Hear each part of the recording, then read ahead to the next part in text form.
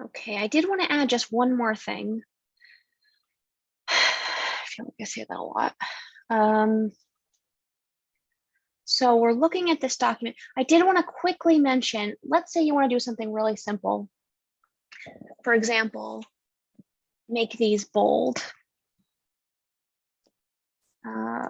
So I clicked on the text box, W to be able to see the pasteboard. Oh, one thing with color also, you want to deselect everything before you make a swatch. That's really important because otherwise it's not right. So definitely deselect, click on the pasteboard, and then make your new color swatch. So let's go back here, click on Marcel. And let's say you just wanted to make him bold. You would just click on this type tool. You could make this bold.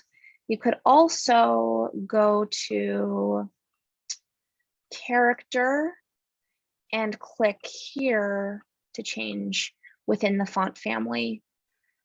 Okay, the different, and you could also use the arrow key.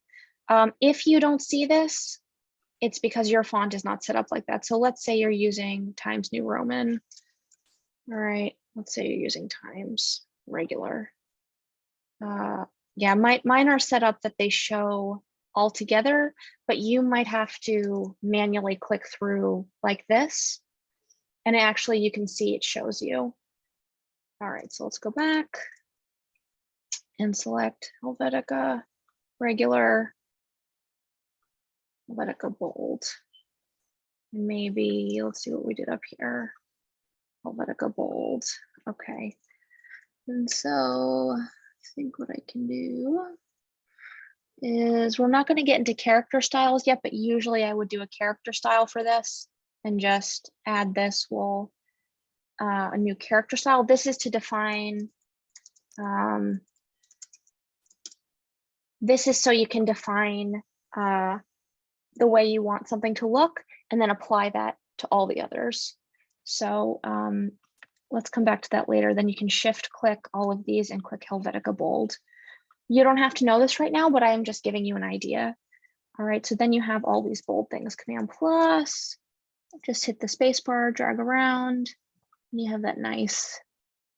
Okay, maybe you want to bold something in here, double click, and you can maybe make this bold, the beginning of your line, or maybe you want to make this. Oh, maybe you want to make this red.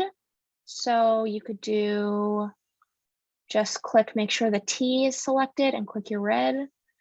All right, T red. And again, we could do this in a character style, but for now, let's just do this manually.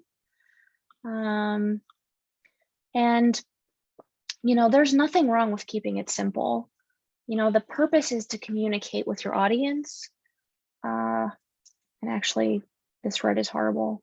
I don't like it anymore. So I'm gonna double click this, click the eyedropper tool, and I'm actually gonna, so the eyedropper tool is really cool, which I showed you earlier, but if you highlight here, like we have this red object here, you can click at any point and it'll pick up that red color and you can add it to your color palette. So this is a slightly different color than that. And I actually like this one better, I'm pretty sure. Let's see, so I like it better, but I still don't like it that much. So let's do it again. Click, add. Let's see if this one's better. This is better. It's a little brighter, right? Right?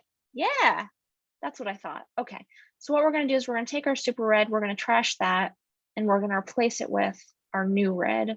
And what's gonna happen is anywhere in your document that you have super red, it's gonna get rid of it and replace it with the new color. So only do this if you want that to be done across your whole document on every page. Okay, so you can see that these have all been changed to that color, the new color that I trashed. Command 0. Okay, and then maybe we want this to be red. I don't know. Maybe we want this to be red. That's pretty bossy.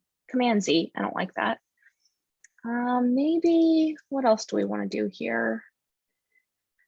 I don't know, maybe we want to give it a little bit of grounding. So maybe we want to draw a line at the bottom. See what that looks like. If we draw a line and then increase the stroke to like a big thick black line or a red line, you know, maybe that'll give it a little bit of grounding. You could do 5 individual lines. You could do, there's so much you could do. You could do, you could take these and you could turn them sideways, although ideally there would be a concrete purpose for that. It wouldn't be just arbitrary.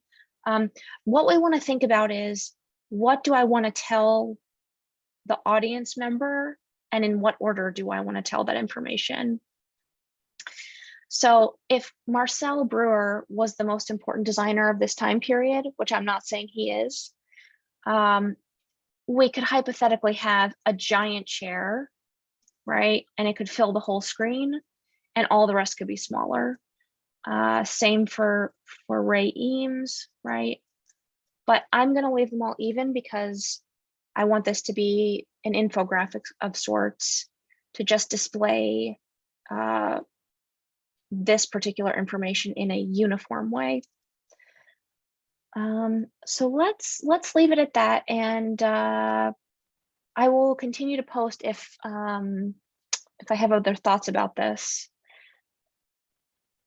And again, these are along the grid lines, the column lines. So for this project, we're going to try to stay within this very firm outline or structure, but in the future, you know, you may not need to do that, you know, depending on this is just a tool to learn InDesign essentially, and to get a general sense of what a grid structure can do for you and make your life easier. So have a great week, and I will talk to you soon.